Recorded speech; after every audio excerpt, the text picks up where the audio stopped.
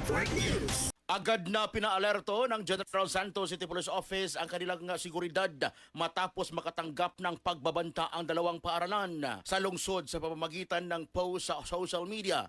Ang mga nasabing mga paaralan ay ang General Santos City SPED Integrated School na nasa Barangay San Isidro Jensan at ang Buayan National High School na nasa Barangay Buayan. Ang pagbabanta ang kumalat sa pamamagitan ng online kung saan parehong may pagbabanta ng pamamaril sa mga estudyante at guro dahil di umano sa bullying.